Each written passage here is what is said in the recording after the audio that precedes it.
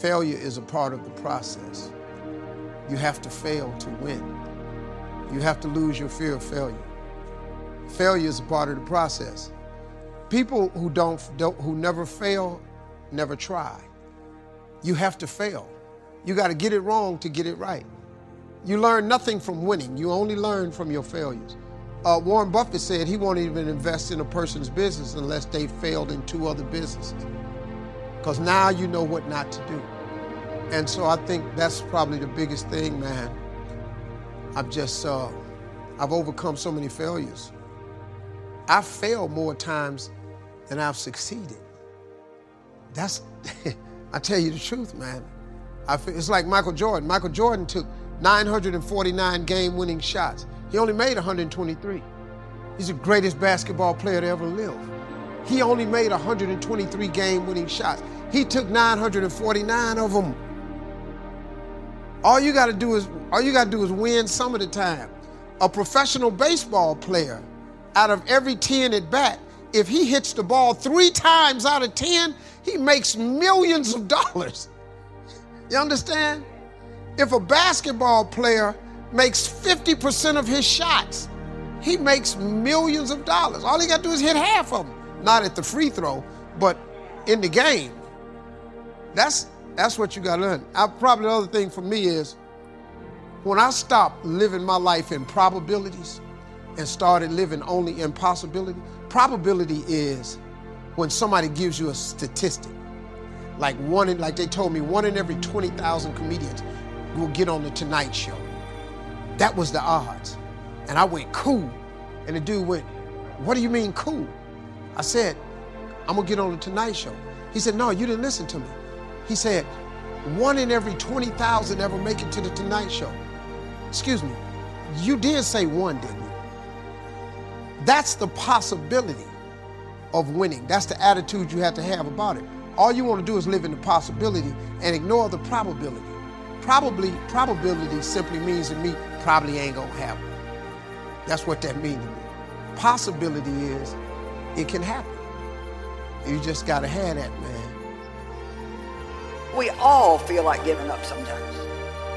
We all go through times where we feel like God is 1 million miles away, but we don't have any idea what He's doing.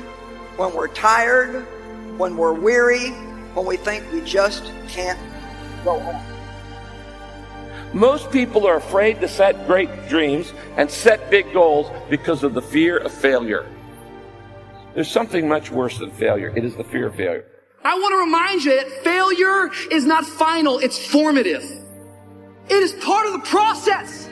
It's part of the journey. Your failure matters as much as your success. How do you think you're going to grow if you don't ever fail? Yet some of you have failed and you have decided, well, guess what? I'm a failure. No, failure is an event. It is never a person. I need you to make up in your mind that the only way you can lose is if you quit. I just need you to keep going. First, you cannot give up. When you enter into your long season, you've got to give it all you got. When people go into a season of struggle, the first thing that they want to do is take a sabbatical. But whenever trouble comes, the only way that you can get through trouble is work your way through it. Make a declaration to yourself. Declare all-out war that you're going to get out of this rut. I suggest to you that if you are facing a challenge, don't stop. Stay busy. Work your plan. Don't confuse movement with progress. In order to achieve your goals, you must apply discipline, which you have already done, and consistency every day. You have to work at it. Every day. You have to plan. Every day. You've heard the saying, we don't plan to fail, we fail to plan. Hard work works. Working really hard is what successful people do. And I can tell you from my own personal experience, don't give up then. Develop your own compass and trust it. Take risks, dare to fail. Remember, the first person through the wall always gets hurt. You're going to fall down, but the world doesn't care how many times you fall down as long as it's one fewer than the number of times you get back up. If you want to grow up, you want to be mature, there is no way to do it without pain. You can't grow up on the easy street. And the very thing that discourages you is the very thing that develops you.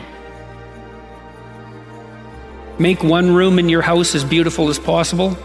That's what I'm writing about now.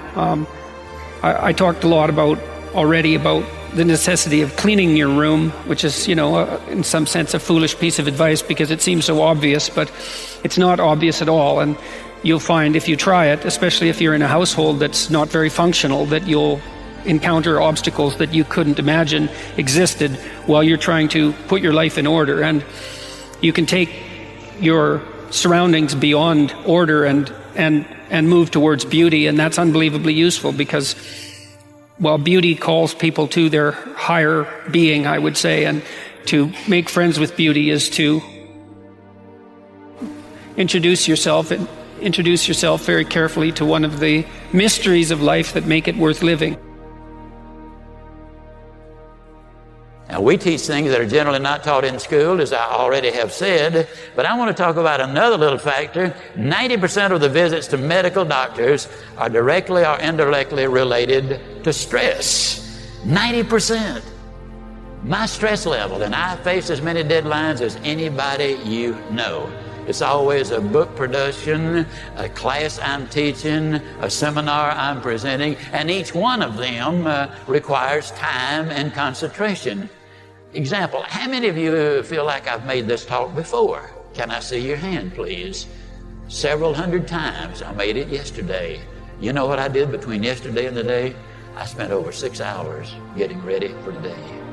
You see, I think it would be arrogant if I thought I could stand up and spit it out just because I did it yesterday or hundreds of times. That's arrogance. When you respond to life instead of react to it, react is negative. You get sick, go to the doctor, she gives you a prescription, says, see me tomorrow. You walk in the next day, she said, uh-oh, it's not working. We have to change their prescription. You get a little nervous. But if she smiled and said, hey, it's working. And so she's just responded, and you feel better because now you see some real hope in order to get ahead in life. Make friends with people who want the best for you. And that's a meditation on my own childhood and adolescence to some degree. I had friends who wanted the best for me and friends who didn't. And, they were friends who, some of them were aiming up and some of them were aiming down. And if you have a friend that's aiming down and you do something that's aiming up, then they're generally not that happy about it. They try to top your accomplishment with one of their own, hypothetical or real, or put down what you're doing, or offer you a cigarette if you're trying to quit and you've kind of done that successfully, or a drink if you've been drinking too much and are trying to stop being an alcoholic, or they're cynical and bitter and devoted towards no good. And sometimes that's family members too, and sometimes it's even part of you, But this chapter is an injunction to people, is like you have an ethical responsibility to take care of yourself.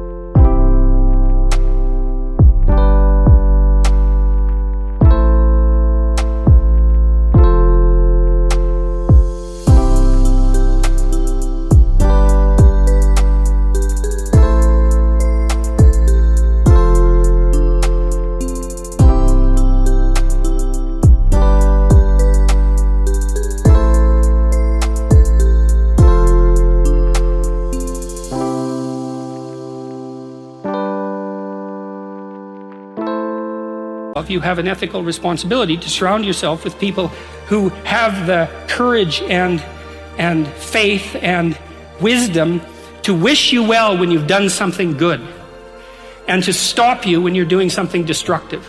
And if your friends aren't like that, then they're not your friends. And maintaining your friendships with them might not even be in their interest. And so it's a tricky argument to make, because I'm not saying, whenever anyone's in trouble, you should, push them into a ditch and then give them a couple of kicks. That's not the idea. The idea is that, but I had a couple of rules I didn't write about. One was be careful about whom you share good news with, and another was be careful about whom you share bad news with. And those rules ring in people's minds quite quickly. A friend is someone you can share good news with, You go to them and you say, hey, look, this good thing happened to me. And they say, look, I'm so happy that happened to you. Like, way to be. And they don't think, God damn it, why didn't that happen to me? And you didn't deserve it. Here's a bunch of reasons you're stupid and why it won't work. It's like, that's not helpful. And so I would say, if people are, the other thing people are doing, if they're trying to drag you down, let's say, is they're trying to see if you'll put up with it. Because they have this idea that maybe life isn't worth living and things aren't good, and that if they can besmirch, let's say, to use an archaic term, something that's pristine and good, then they demonstrate to themselves that there is no true ideal and that there's no necessary reason to be responsible and to strive forward. And so they use you as a test case. I'll just push you down into the low lobster bin and see how you respond. And if you put up with it, then yeah, my cynicism is fully justified. If you take people and you expose them voluntarily to things that they are avoiding and are afraid of, that they know they need to overcome in order to meet their goals, their self-defined goals. If you can teach people to stand up in the face of the things they're afraid of, they get stronger. And you don't know what the upper limits to that are, because you might ask yourself, if for 10 years, if you didn't avoid doing what you knew you needed to do, by your own definitions, right, within the value structure that you've created to the degree that you've done that, what would you be like?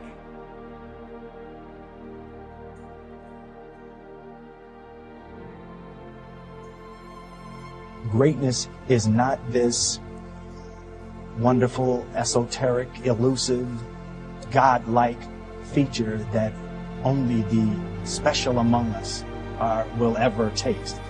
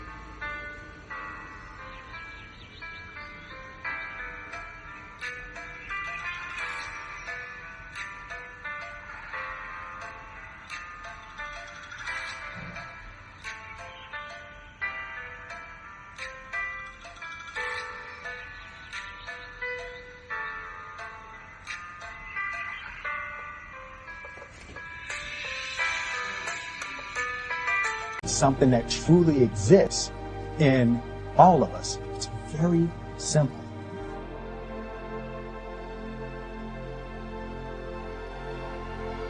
I told myself that this might be your current circumstances, but this will not be how the story ends. All you have to do, E.T., is to survive today. My glory? It doesn't happen in front of a crowd. It doesn't happen in a stadium. It doesn't happen on a stage. There's no medals handed out. My glory happens in the darkness of the early morning, in solitude, alone, where I try. And I try, and I try again to be everything that I possibly can be. The best that I possibly can be. Better than I was yesterday.